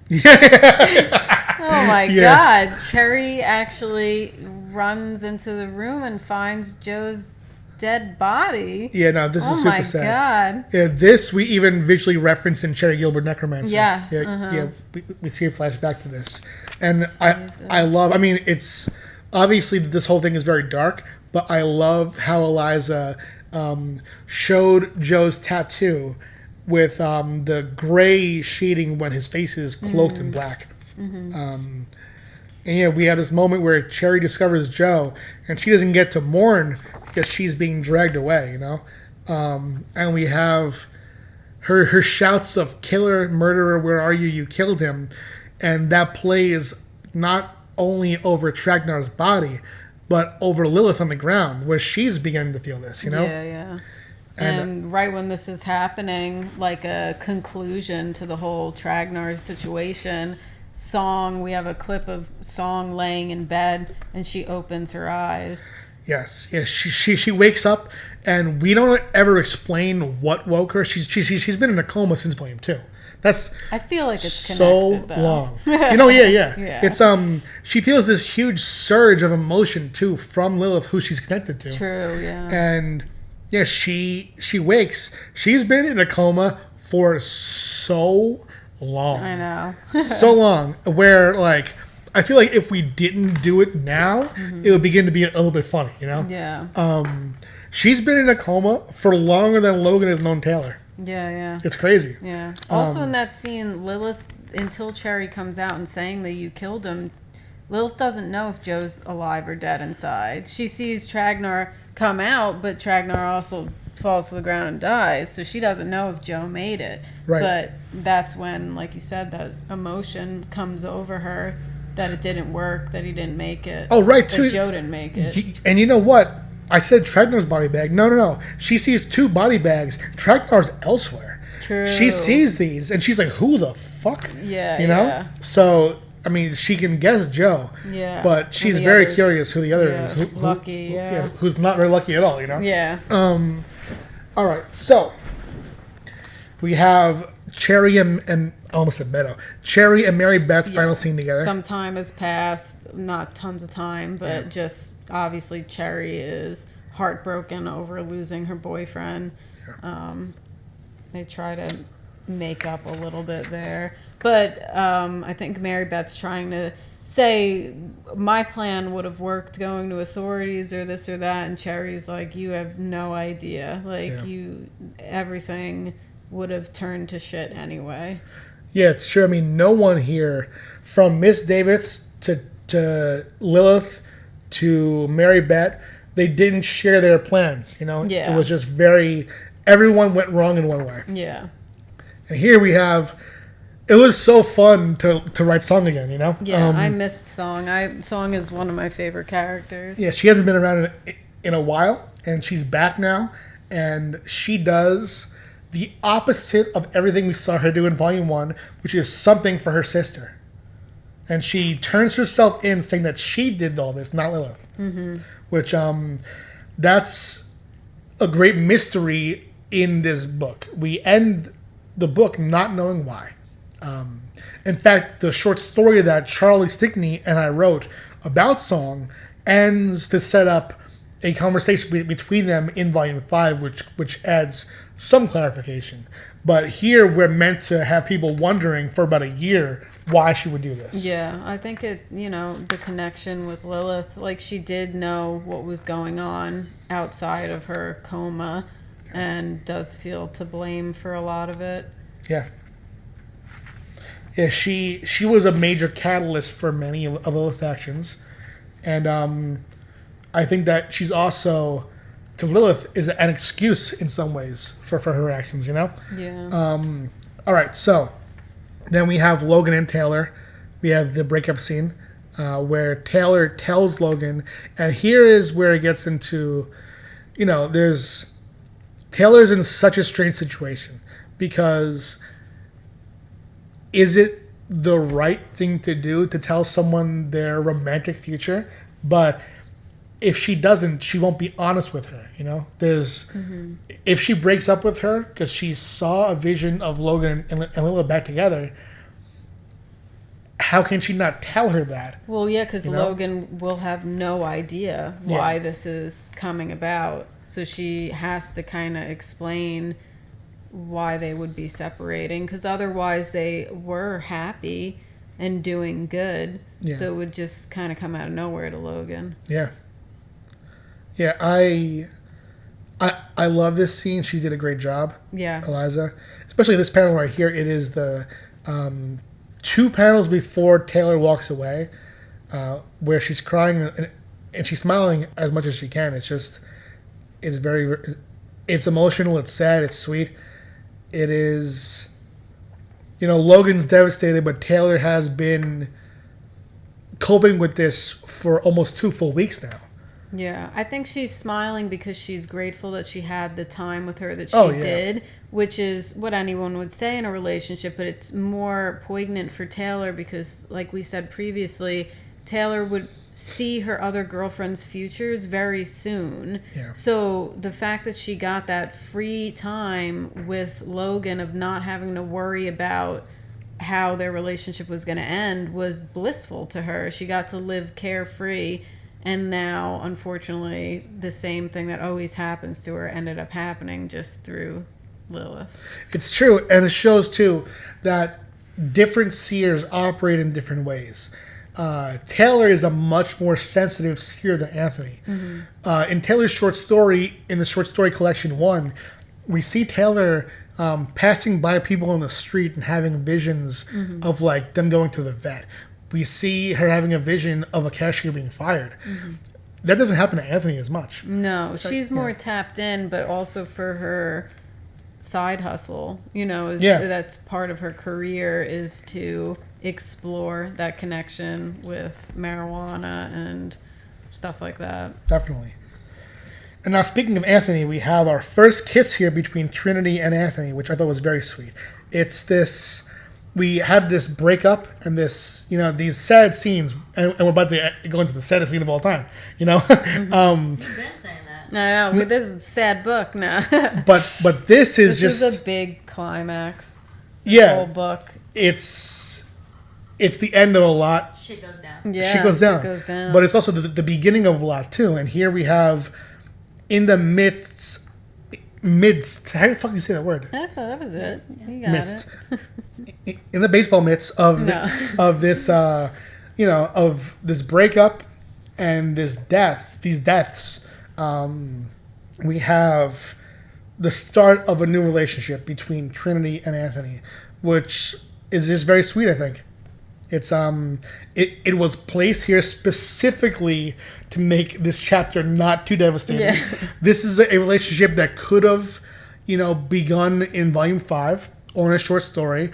But this was for me at least as a writer, a palate cleanser for what's about to come next. Yeah. Well, even seeing Lilith and Logan back together in the previous scene of the future, that's also positive in a way for anybody that missed them together and for Logan in general. Like, just because her and Taylor are breaking up, like, Logan does have happiness in her future. It's just with somebody else.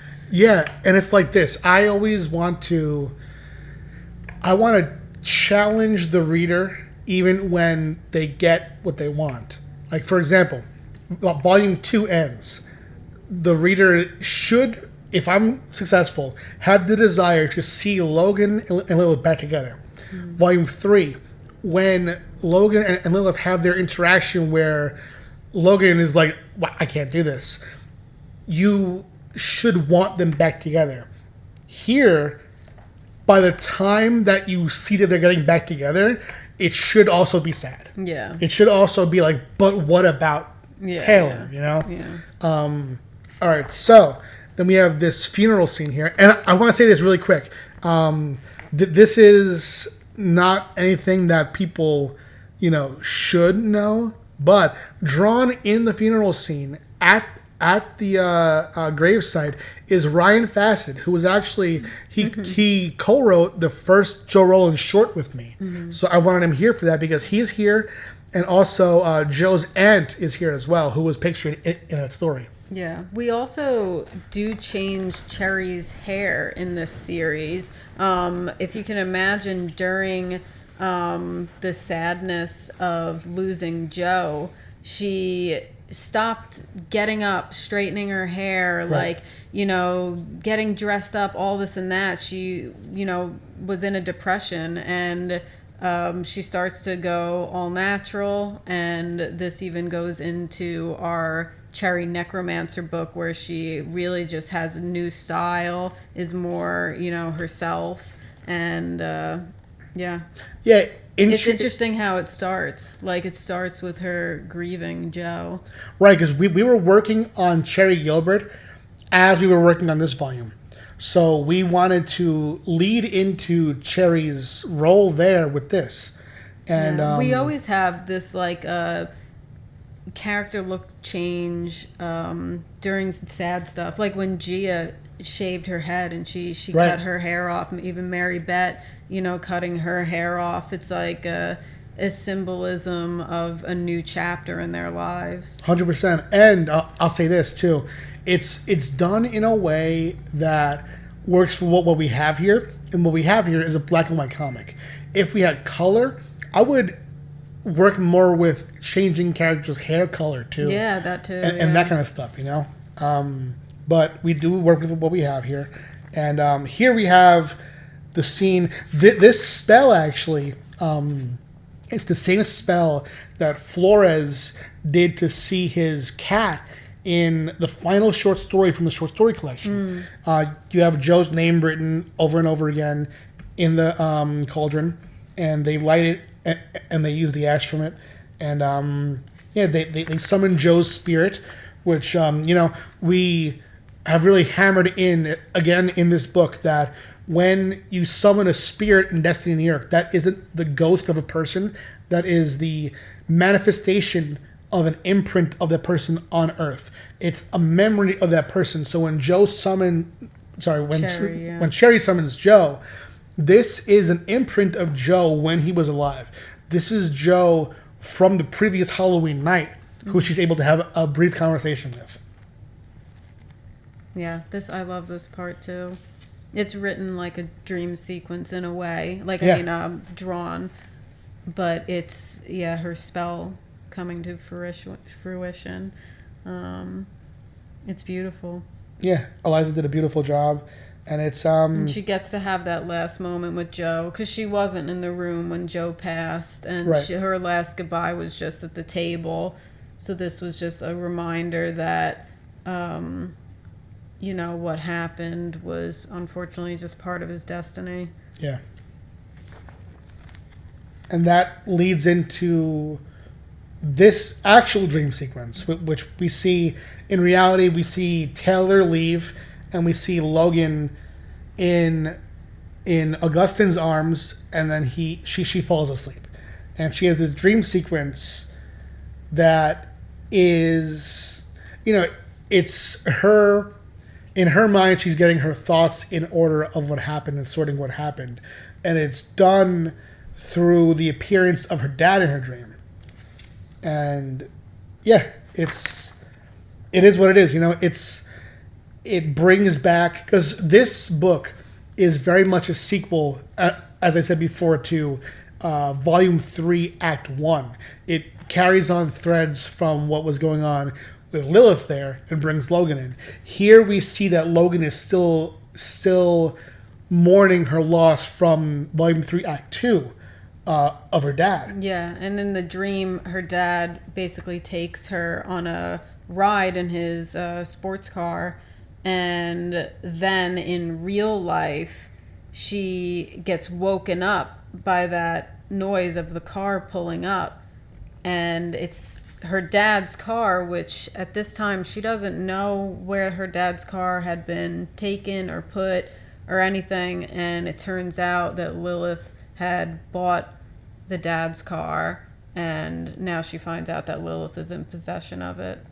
Yeah, it's this weird thing that Lilith is very secretive, and here she did this thing that might, you know, I wonder how others would think of it. Yeah, it could go two ways. Is it kind of creepy and stalkery? Yeah, exactly. Yeah. But at the same time, it's because Lilith is coming from a place of caring. She knows how much that car would mean to Logan and how important it is. that she wanted to keep it safe and has the money and funds to keep it safe. Yeah. So she had bought the car. And it also, I think, reflects... There's a moment earlier in the scene in Chapter 2 when Logan confronts Lilith at her house, at her apartment. And Lilith turns the tables on her. And actually, this comes from a conversation that you and I had about when Lilith decides to not go to California. You and I were talking, and I was asking you if you think that would make Lilith too ununderstandable to the audience. Do they get her perspective? And you said, I actually think that Logan is more in the wrong than Lilith is.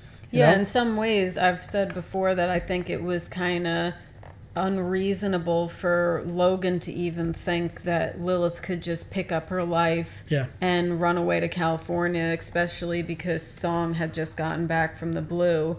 And I mean, I know they didn't get along, but they are sisters. Right. And what was she really supposed to do about that? And she needed that time to think about that situation. Right. And she, in this volume, it's been over a year since she left. Well over a year. A year and a half even.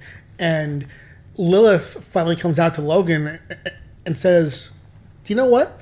I would have flown you back and forth every fucking day if you wanted. Yeah, she did say that. I would have done whatever it took, and I would have taken care of your father too. Yeah. You know, so here it's sort of like, in a way, her making good on saying that she did what she could from afar when all she really had was her money. Yeah. You know? And then we end with a hug from Logan and Lilith, where Lilith sort of like throws herself on Logan and says that she doesn't even tell Logan what happened, but she says, Song is taking the blame for me, but she didn't do it this time. It was me. Yeah, I fucked up so bad knowing that Joe didn't make it. Yeah, and this is the start of seeing them together again by hugging, but also maybe finally Lilith breaking down a little bit and coming off that high of being obsessed with the power struggle with her and Tragnar. Yeah, because now it's done, and she's left with there's no more struggle to keep her occupied. There's no more how can I get Joe to do this? There's no more how can I get Trinity to do this. We see later on in one of these shorts that Arvid, you know, he was taken in by the fake MCEA, but then the real ones came, so he's arrested. Yeah. You know, he is in jail in Sweden. And Lilith, she has people like, she has like lower people who work for her gang that we don't even see, but she has nothing now. Mm-hmm. And she's left to look at and see the ruin, you know? And that's where we end the main part of Volume 4. Yeah, and Chapter 8 is 5 short stories. Yes. Yeah, we have the first one is, you know, what I wanted to do with each of these, and it isn't one thing that we've done before. The final one stands alone, but the first 4 are stories that begin standing alone and then tie into the overall arc and hint at what's next. The first story is written by Joe Cavallo and me, with art by Carola Borelli, who did Volume 3, Act 2. Mm-hmm. Now, this story features pretty much a date between Anthony and Trinity as Anthony brings Trinity to a family function. Mm-hmm. And then it ends with them meeting a character who we'll see in Volume 5, who is Mr. Cornish, who is a prosecutor who wants Trinity to go against her code and essentially rat on Lilith and testify against her. Yeah. And he's a pretty handsome guy. We have Tragnar, his final short story, is only one. Who's it by? Oh, of course, yeah. It is written by me with artwork by Rio Burton, who I'm actually working on a book called As of the Barbed with, which has been picked up and will be out from a company that I can't say soon. So here we have, this is a trippy one, you know.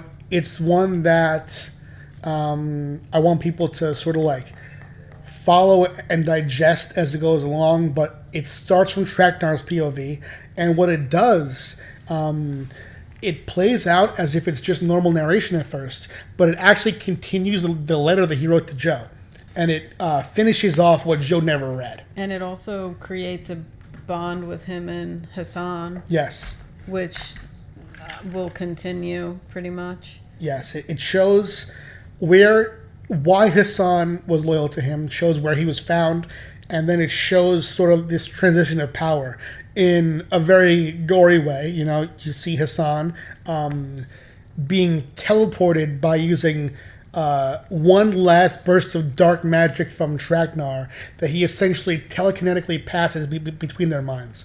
So Hassan is in MCA custody, and to them, they hear him having the conversation with Tragnar that Tragnar's having with him psychically. Mm-hmm. And then Hassan, to them, explodes in a shower of blood. And they are so confused. And then Hassan rematerializes at Tragnar's compound with intent to finish the spell that he didn't finish. Yeah. And that's where we end. So we have another villain. Yes, indeed. And speaking of villains, we have Arvid, who was our big bad for Volume 2. He is now in jail. And this is Iolanda? Yeah, this is written by me, artwork by Iolanda Zanfardino, who went on to co-create Alice in Leatherland with Eliza Romboli, who drew the full volume. And this, I'll say this. You know, things change as you go along, plans change. Volume 5 was originally going to be drawn by Iolanda. Mm-hmm. And it was being produced the same exact time as Volume 4. Being written and drawn at the same time. The prologue to Volume 5 was this story. Yeah. And we decided to, you know, when things didn't work out time-wise, we had this prologue that functioned well as a short story. And we brought it in, you know? Yeah, I love this one. It's makes you guess what might be going on. Yeah. And I love Arvid. I think he's a really cool character. Yeah, you've been an Arvid champion in the DMs. We've made plans for Arvid in recent conversations. Yeah. Yeah. And then we have a song story written by Charlie Stickney and with artwork by Olivia Pellas, who is the co-creator of my series Little Girl. Mm-hmm. Yeah, this story showcases, you know, it's a past and future, past and present story. Mm-hmm. It shows Song in jail as she has a flashback to an interaction with Lilith that shows how they've always operated very differently. And it ends here with the two of them, you know, Song behind bars and Lilith out of jail coming to visit her, and the two have a conversation. And this conversation, this exact scene, is continued in Volume 5. Mm-hmm. And our final short is, you know, this is one that was so scary to write. You know, it was hard from two perspectives. It was hard to just do. To piece together. To piece together. The adventure, like choose your own story. Yes. Which even when you told me the idea, I was like, how are we going to be able to do that in like a short? Yeah. But he was able to pull it off. Yeah, it was very difficult, and it was even more than making it function. What was so difficult was making it not feel gimmicky. Yeah. And in my opinion, I think that we did a good job from the story to your editing to Jim's letter placement to Rosie's artwork. This is drawn by Rosie Campy, who drew Volume 2. Mm-hmm. I think it works out because it shows it's not a choose-your-own-adventure just to be a choose-your-own-adventure. It references Logan and Taylor's conversations, and it also shows why Taylor went the route that she did and why she chose to keep her thoughts internal. Yeah, And then- that really any time that she would have brought it up would have ruined their relationship. So, I mean, sitting on it and waiting until a time that felt more appropriate was just what worked for her. Yeah, this is also our first story told in a second person point of view. We usually have it third person with we have it first person with Logan's narration. Mm-hmm. Here we have the it's written as if it's talking to the Choose Your Own Adventure audience. Mm-hmm. As you walk away from her, you think of the millions of ways that it could have gone, and these are Taylor's thoughts put in that mode. Nearly chewing that foot. And then we end with just this narration that references the title, Winter Forever. And the actual title, it references when Logan and Lilith were talking about moving to California.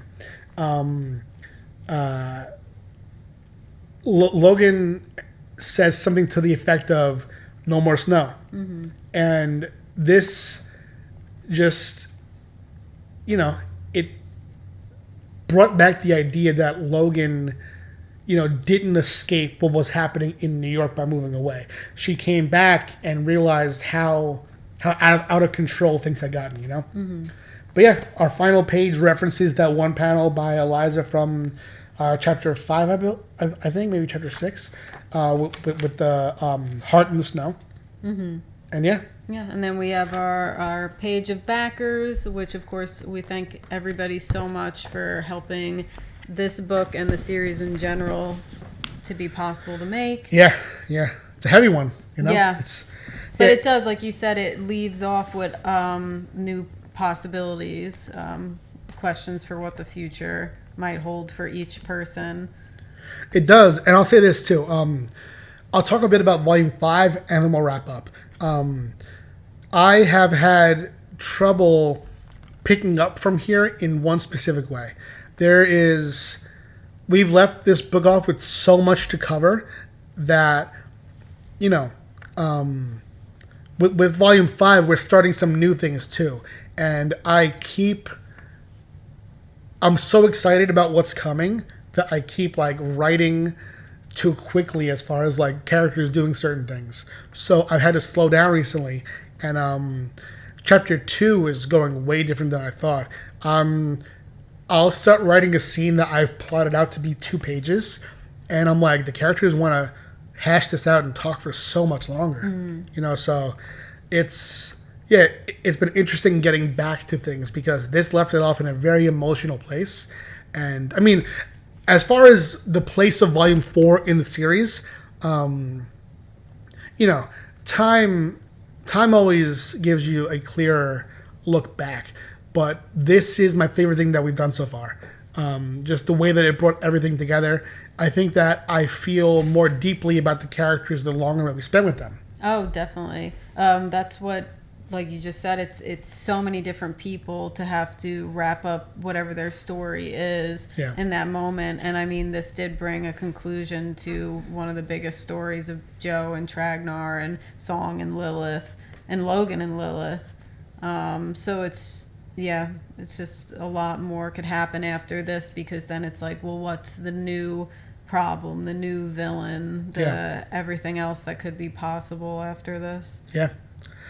Yeah, and it's going to be, it's already funded, it's already being written, it's already being drawn, and by Matteo. Yeah, he drew excuse me, Cherry Gilbert Necromancer, and he did a beautiful job, and now it's time for Volume 5.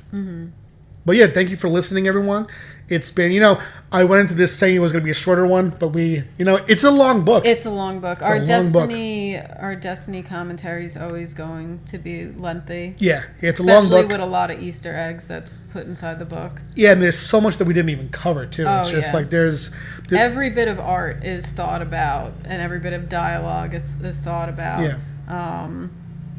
All the choices. Yeah, I mean, I change, I'll write it, then I'll see the art, and before I send the script to Jim to letter, I'll change the dialogue. Yeah, again. And then when he sends the letters, I'll often do a pass before you see it, and then you'll see it and give your notes, and I'll change things then. It's very, we put a lot of work into this universe, and we hone it very intensely. Yeah, like you said, well, I mean, we go over it and read it a million times, really. Yeah.